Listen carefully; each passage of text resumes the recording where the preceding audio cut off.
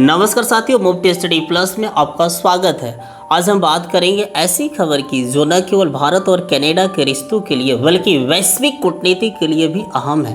Canada के prime minister mark Carney ने भारत के प्राइम मिनिस्टर नरेंद्र मोदी को G7 शिखर सम्मेलन के लिए आमंत्रित किया है, जो 15 से 17 जून 2025 तक कनाडा के अल्बर्टा में कानानास्किस में होगा।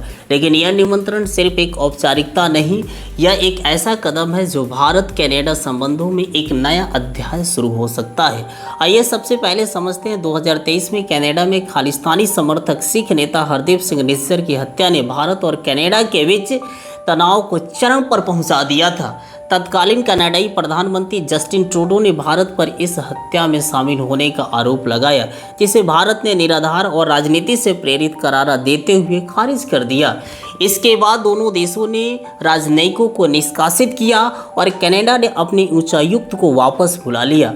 व्यापार वार्ताएं बिल्कुल ठप हो गई और दोनों देशों के बीच संवाद लगभग बंद ही हो गया था। लेकिन अब 2025 में कनाडा में सत्ता परिवर्तन के साथ माहौल बदलता दिख रहा है। अप्रैल 2025 में मार्क कार्नी ने कनाडा के प्रधानमंत्री के रूप में कार्यभार संभाला। कार्नी जो पहले बैंक ऑफ इंग्लैंड के गवर्नर रह चुके हैं, अपनी व्यवहारिक और वैश्विक दृष्टिकोण के लिए जाने जाते हैं। उनके इस निमंत्रण को कनाडा की नई सरकार की ओर से भारत के साथ रिश्तों को सामान्य करने की दिशा में एक ठोस कदम के रूप में देखा जा रहा है। यह निमंत्रण दोनों देशों के बीच तनाव को कम करने का एक मौका है। भारत और कनाडा के बीच गहरे ऐतिहासिक और सांस्कृतिक रिश्ते हैं। कनाडा में 8 लाख से अधिक भारतीय मूल के लोग रहते हैं और दोनों देशों के बीच लगभग सालाना 10 अरब डॉलर से अधिक का व्यापार होता है। हालांकि खालिस्तानी मुद्दा दोनों देशों के बीच एक संवेदनशील विषय रहा है। भारत का कहना है कि कनाडा में खालिस्तानी समर्थक तत्वों की राजनीतिक संरक्षण दिया जाता है, जो भारत की संप्रभुता के लिए खतरा है। दूसरी ओर कनाडा अपने देश में अभिव्यक्ति की स्वतंत्रता और सिख समुदाय के अधिकारों की बात करता है। मार्क कार्नी ने इस निमंत्रण के साथ यह संदेश दिया है कि कनाडा भारत के साथ रचनात्मक संवाद के लिए तैयार है। दोनों देशों ने हाल ही में कानून परिवर्तन और आतंकवाद विरोधी सहयोग पर बातचीत शुरू की है, जो एक सकारात्मक संकेत है। सिख समुदाय और आंतरिक राजनीति कनाडा में सिख समुदाय की आबादी करीब 7 लाख है, जो देश की कुल जनसंख्या का लगभग 2% है। यह समुदाय राजनीतिक रूप से सक्रिय है और कनाडा की कई पार्टियां, खासकर लिबरल और न्यू डेमोक्रेटिक पार्टी के लिए महत्वपूर्ण वोट बैंक है।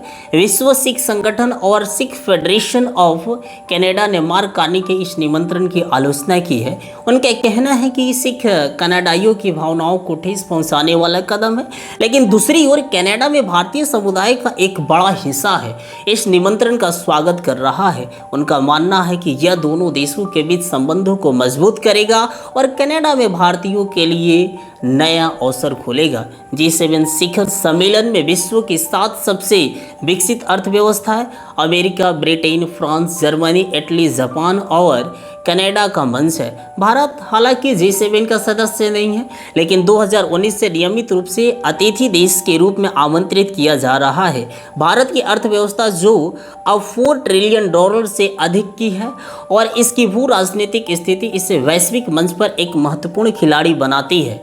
इस साल के G7 सम्मेलन में रूस यूक्रेन युद्ध, पश्चिम एशिया में तनाव, जलवायु परिवर्तन और हस्तक्षेप जैसे मुद्दों पर बात होगी। कनाडा ने इस बार विदेशी हस्तक्षेप और अंतर्राष्ट्रीय अपराध को अपने एजेंडे में शामिल किया है, जो भारत कनाडा के संदर्भ में सूक्ष्म संदेश हो सकता है। लेकिन साथ ही भारत के डिजिटल अर्थव्यवस्था और हरित ऊर्जा में प्रगति भी चर्चा का केंद्र है। इस निमंत्रण को लेकर भारत में राजनीतिक प्रतिक्रियाएं देखने को मिली।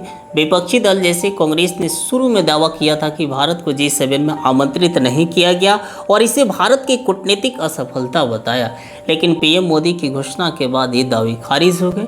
तो साथियों, क्या यह निमंत्रण भारत और कनाडा के बीच तनाव को पूरी तरह से खत्म कर देगा? शायद नहीं, लेकिन यह निश्चित रूप से एक सकारात्मक कदम है। दोनों देशों के बीच लोगों से लोगों के रिश्ते, व्यापार और शिक्षा जैसे क्षेत्रों में गहरे संबंध है।